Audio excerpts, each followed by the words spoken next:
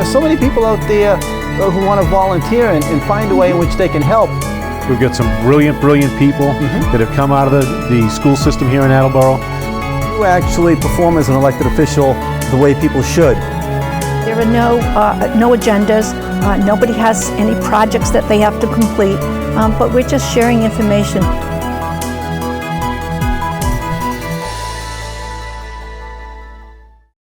Good evening, and welcome to People It's Good to Know.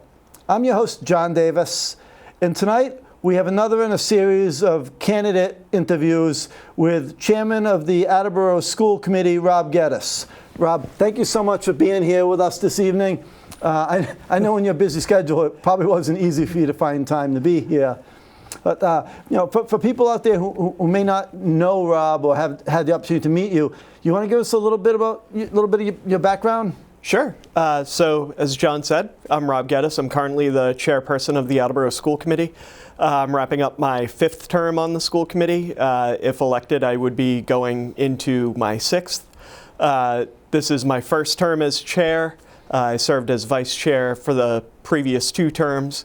And am an Attleboro High School graduate myself. I was born and raised here, as was my father and my grandfather. So the Geddes family's been around for quite a long time.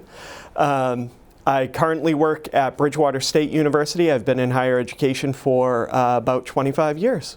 And I have 4 kids. My wife and I have 4 kids, 3 of whom are current Attleboro Public School students. It's interesting. We've had a number of people who have been basically lifelong Attleboro residents, and it gives you a sort of good understanding of the history of our community. Now, you said you just recently started this term as the chair. Have you found that to be a really interesting responsibility? Yes, absolutely. Just being a general member of the school committee or being a subcommittee chair, you get to catch more and more of the inner workings of the school district. But serving as chair, it gets to a whole other level of managing the committee's involvement on a lot of different issues and activities. So I've really, in this term, really tried to be as transparent as possible, both with the committee and with the community on a number of issues, because we truly are the community's school board. It's interesting you had mentioned communication. That's been a topic of conversation with almost every single political person I've talked to this year, is that in this era where technology is amazing, our communication overall is still not all that good. So have you actually started campaigning, like door-to-door campaigning already this season? Or? I have not yet. No. With so many kids, right. weekends get consumed quickly. The reason I ask is because I'm interested in what kind of feedback you're getting from people, questions people have. You probably get random questions every time you go to a school event, right? Yeah. People haven't been shy about reaching out to me via email with questions or concerns about the schools. Or just to provide feedback about concerns that they have, things that are on their minds about the schools. I think something I always anticipate I shouldn't say always anticipate in a campaign, because this is the first time we've had real competition, a competitive race for at-large school committee. And for those who are wondering, there's 4 candidates running for the 3 available spots. Yep. And the last time this happened was when I first got elected back in 2015. But I've always anticipated the question of, well, what's the biggest issue facing the schools? And the more I've thought about it heading into this campaign, it depends who you ask. There are members of our community that are worried, as we heard 2 years ago, we heard a lot about the books that are in our school libraries. Over the past year, we heard a lot of concerns about special education. There's a lot of concerns about cyberbullying, social media, artificial intelligence. So it depends who you ask, how their tax dollars are being spent. So it really varies person to person. And here's where I'll enter the disclaimer that my wife is a special needs teacher in the school system, so I may have my own biases when it comes to some of these issues. But certainly, one thing where everyone knows for the last 30 years that I've constantly advocated for more funding for education. Do you want to, I mean, I'm sure you've been involved with some of the talk with the state about reconfiguring the Chapter 90 funding. 70. Yep. Chapter 70, sorry, Chapter 90 is the road, 70. Yeah. Too many chapters in funding. Well, there are at least 90 chapters in state law. So, what's been your experience with dealing with the state as far as it comes to funding? That's a bit of a landmine question. It is. It's something that scares people to address. It does. So 2 years ago, following after we had come out of COVID for a couple of years, there was a push because inflation had risen so much, but the Chapter 70 formula caps inflation or how inflation should be accounted for within the formula. So although inflation was skyrocketing, the Chapter 70 formula was limited to that cap. Right. So there was a push by some school districts to increase the cap or completely remove the cap, to have the cap match what the previous year's inflation rate was so that it keeps up with inflation. In talking with folks at the state level, making that one little change to how it's funded requires the entire formula to be revisited. So the progress, the term "act of Congress" is cliche for a reason. We use that term. Exactly, because sometimes it can be a slow process. But I will say that we're lucky in our part of the state to have Representative Hawkins, Representative Scanlon, Senator Feeney, who really understand the struggle that Attleboro faces. Right. For those that don't know, Attleboro is one of 4 districts across the entire Commonwealth that is in the lowest 10% in both percent of money above net school spending, meaning the absolute minimum we can spend on our schools, and the bottom 10% of how much we spend per student in our schools. And so part of that is driven by that Chapter 70 funding formula. And Senator Feeney has been great. He and his team helped to schedule a meeting with Mayor DeSimone, myself, Superintendent Sawyer, and the chair of the Education Committee in the Senate to discuss the formula. And his part of the state has communities that are facing similar struggles. So I think at the state level, there's an awareness and a recognition that the formula needs to change. The trouble is finding the time to do that. We're entering the final year when the Student Opportunity Act will be funded as a supplement to the Chapter 70 formula. And the impression I get is that once that has expired, they're open to revisiting the formula. I would like to see them identify what that new formula looks like before it expires, so that can go right into place. I realize I opened a can of worms, and it's a very complicated can of worms. It's great for someone who's a bureaucrat, but it's not real easy to explain to the average person. But the bottom line is, when it comes to school funding, we're funded barely above what the minimum the law will allow us to. Unfortunately. And it's not the fault of you or any of your colleagues, but it's a challenge that you face, and people have to realize that the obstacles that you guys have had to work around and overcome to provide the quality education that we do. Yeah, and there are some that historically have blamed the local government for not contributing above what the state is. Above what the state is giving us, but we know that we're one of many departments within the city of Attleboro, all of whom can point out that they are short-staffed and that they need more money. I'm sure Mike Tyler would tell you how he could spend money to improve roads, and Chief Hegney and Chief LaChance could say how they could use some additional emergency responders. Yeah, absolutely.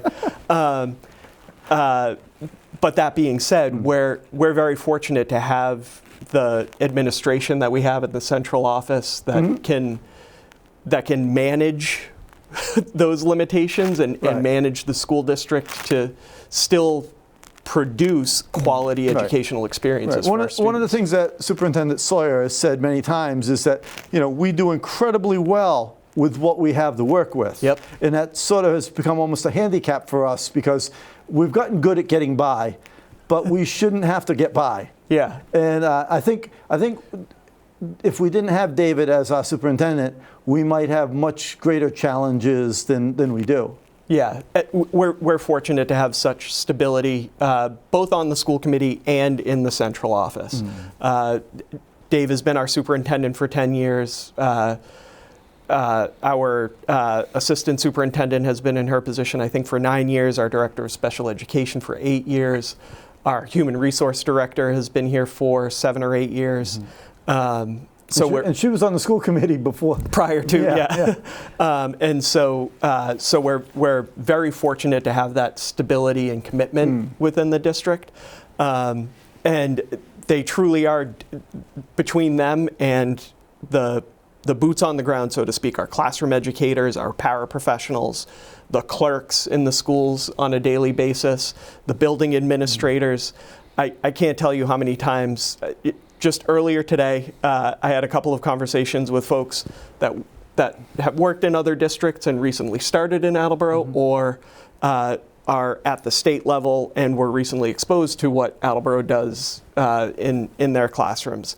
And they're just blown away. The community made an incredible investment. I was fortunate enough to be a part of the campaign to get the new high school built.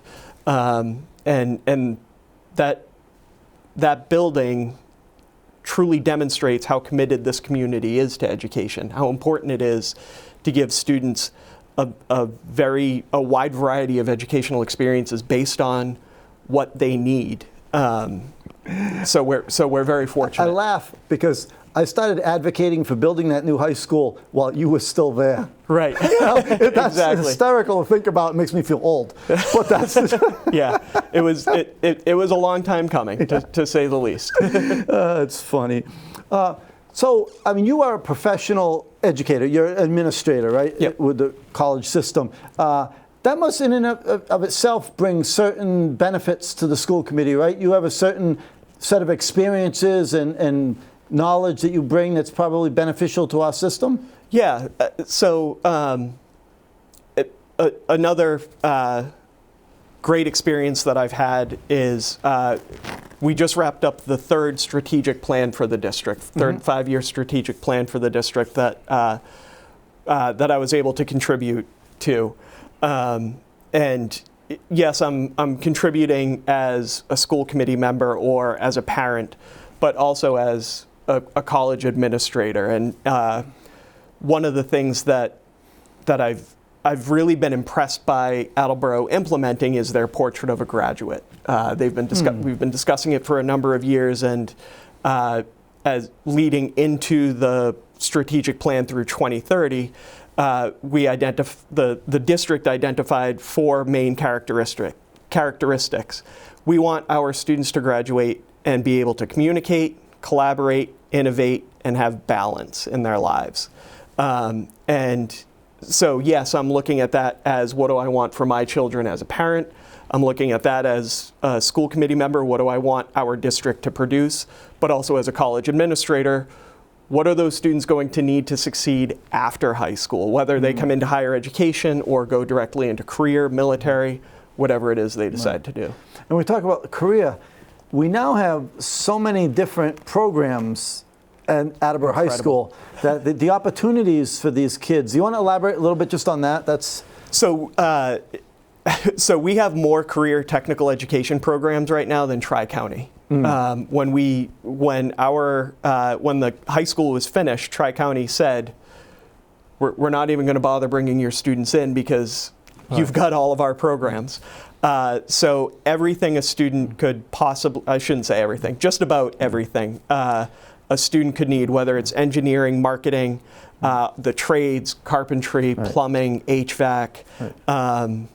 automotive. Because when it comes to those vocational programs, I believe we are the largest school in the state when it comes to vocational we're programs. among the largest vocational high schools in the state. And so we can proudly say that we are the most comprehensive high school in the Commonwealth, because most comprehensive high schools might have a handful of programs, and they're going to be limited to those, to carpentry, to culinary. Right, the fundamental, Right. But we have a whole array of opportunities. We have entire wings of the school. And the way the school was designed so that carpentry is located right behind the auditorium, so that the stage sets for theater performances can easily be built and moved into the stage area. We're incredibly fortunate. And there's an example of, I think a lot of people didn't realize how much foresight and planning went into building the high school. You didn't just wing it. There was a lot of thought given to how do all these different elements play with each other. Absolutely, absolutely. We wanted it to be efficient. We wanted the taxpayers to get the biggest bang for their buck. And I think they did. I think timing is everything. And when you consider the interest rates and the reimbursement we got from the state, we got about as good a deal as anyone could ever have envisioned. Yeah, and I was actually just talking to someone today about how fortunate we were, because the construction started, we placed advanced orders for so many of our materials because the prices were fantastic. And then COVID hit, and with all of the drastic increases in materials, I mean, North Attleboro High School, I'm excited that they're replacing their building as well, but they're paying more money for a building about half to two-thirds of the size. Yeah, if you look at their cost per square foot, it's just not. It's larger than ours. Right. And they're also probably not getting nearly as much reimbursement from the state. It's going to be much more funded by local. A lot of it will be, and it won't be as comprehensive as what we got. But again, that's just their curriculum planning. So what interesting changes have you seen now in the 10 years you've been on the school committee? There must have been a couple of things that have happened that stand out. And I don't want to put you on the spot. No, I mean, the high school was certainly a great change. We've spent a lot of time talking about that. And there have been a lot of other major improvements to other facilities as well in your time, right? Absolutely. So we were finally able to get the roofs replaced on just facilities perspective. We were able to replace the roofs on Brennan and Wamsutta that had been leaking since the late 1990s when they were built. A lot of technological advancements across the district, whether it's phone systems or wider broadband for internet access, getting students to one-to-one technology so that every student has their own device, and just the growth of the staff. So my first year on the school committee was 2016, when the district unfortunately wound up having to cut a number of positions. I want to say it was about 35 staff that didn't come back the following year because of budget constraints. And so seeing that every year since then, we have grown the number of people that we've been able to hire. A lot of that came from some very productive collective bargaining that we've done with with all of our different collective bargaining units. And this year is another collective bargaining session. So just seeing how the staff and the administration have evolved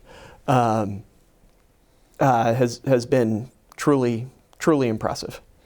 Is there anything that stands out that you hope to do in the near future? Assuming you get reelected, not that you do anything by yourself, because it's a collaborative effort of 9 members.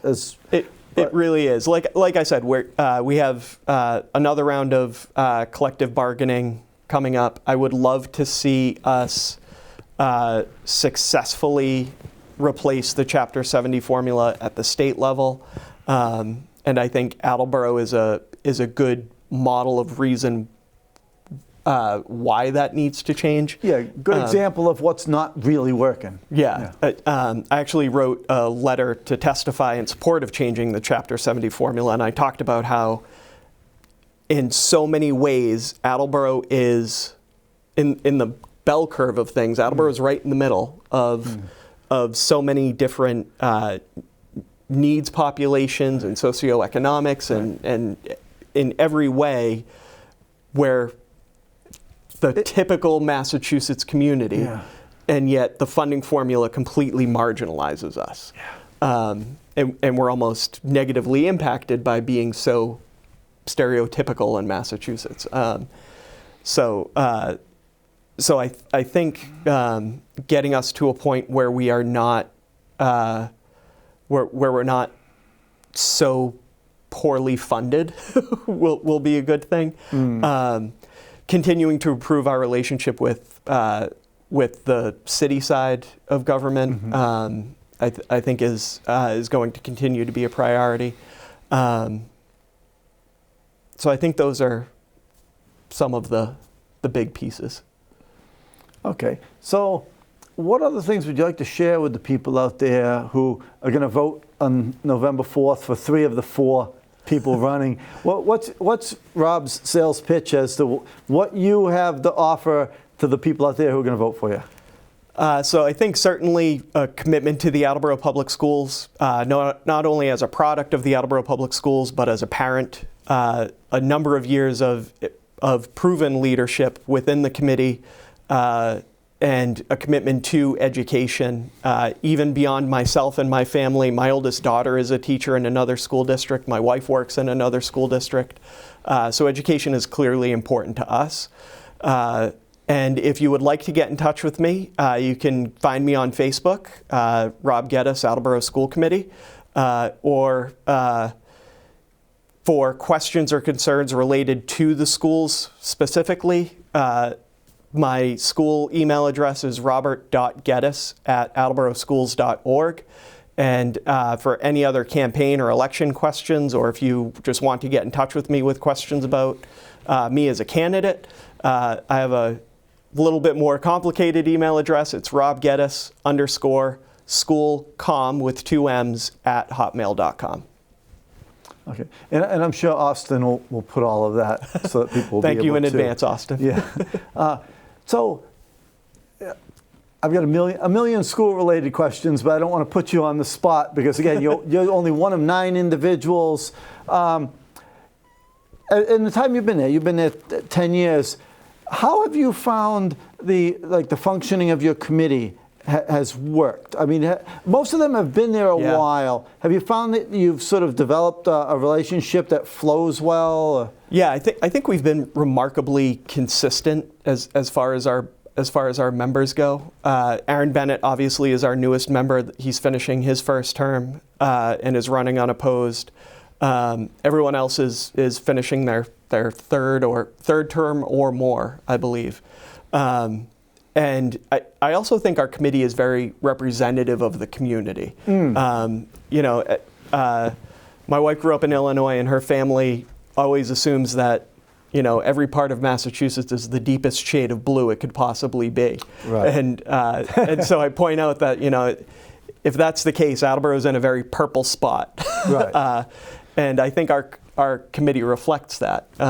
If I'm not mistaken, we have 3 registered Republicans, 3 registered Democrats, and 3 unenrolled. And those numbers may not be No, but exact. I think that's roughly accurate. Yeah.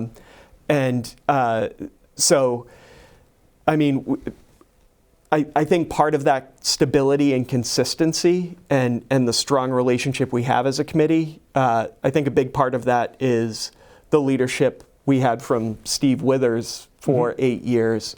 And I mean, I think our most turbulent time since I've been on committee were those months and years following the shutdown of COVID. And there was a recognition that we're not all going to agree perfectly, and there's going to be a wide spectrum of where we're going to fall. Right. but we need to work together respectfully for the sake of the community. Right. And I've had the opportunity to talk to a couple of the city councilors about this, but I hadn't thought about it. You were in a unique position that you experienced something that most school committee people are never going to see. Having gone through the pandemic, where so much you had to deal with doing things on Zoom, Yep. you had to deal with the mask issue, you had the potential closing. Yeah, you want to tell us a little bit about what that was?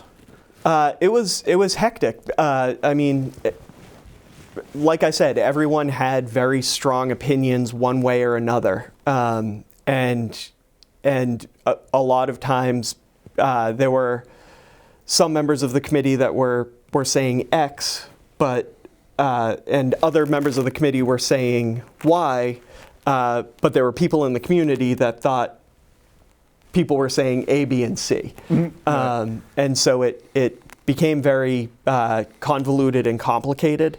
And it was difficult, but again, we knew we needed to work together, and we knew that the community was depending on us to be respectful in the work that we were doing, and that we were each going to do what we felt was in the best interest of our staff, of our students, of our families. And going back to one of the first things I said, what that meant for each individual person and each family and each staff member is going to be different from the next. And I think that's something with every aspect of our school system.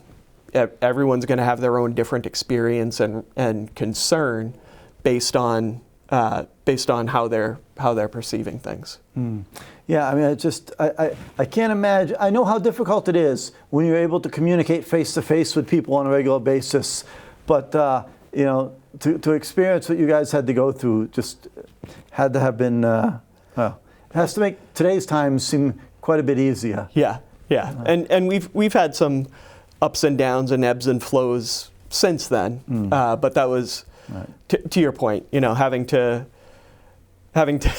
go from to be participating in the meeting from my dining room or my bedroom or my kitchen, depending on what's happening in the house, was certainly tricky. Yeah, and since we almost alluded to it, the whole book banning issue, which is the easiest way to summarize it, you like most of us were basically opposed to the idea of limiting people's opportunities to access anything. Yeah. Families that have concerns with what their student is consuming in the libraries have opportunities to prevent their student from accessing accessing those books. So I never felt like any more action needed to be taken. I have a child that is intensely, I can't even describe how intense of a reader she is. And she's at an age where she was going to be able to access some of the books that were in question.